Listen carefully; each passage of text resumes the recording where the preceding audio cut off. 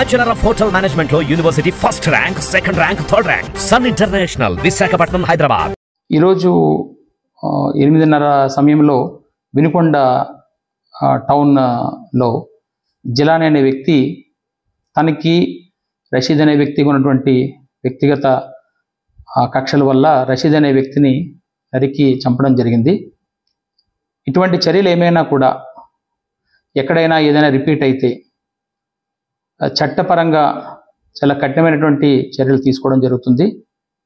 ఎవరైనా వీటిని ఎక్కడైనా ప్రోత్సహించినా కూడా వాళ్ళు కూడా చట్టపరంగా తీసుకునే చర్యలకి బాధ్యులవుతారు.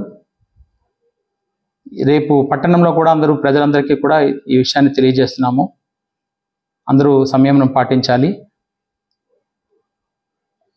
ఎటువంటి నేర చరిత్ర ఇకపై కనబడినా కూడా అది ఉపేక్షించడం జరగదు.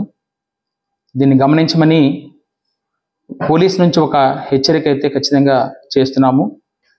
దీన్ని ఖచ్చితంగా గమనించాల్సిన అవసరం కూడా అందరికీ ఉందని కూడా తెలియజేస్తున్నాం. 144 సెక్షన్ కూడా అది అమల్లోకి తీసుకుంటున్నాం. అక్కడ ఎవరు ఎటువంటి శాంతి భద్రతల విఘాతం కలిగించినా కూడా కఠినమైనటువంటి చర్యలు తీసుకుంటాం.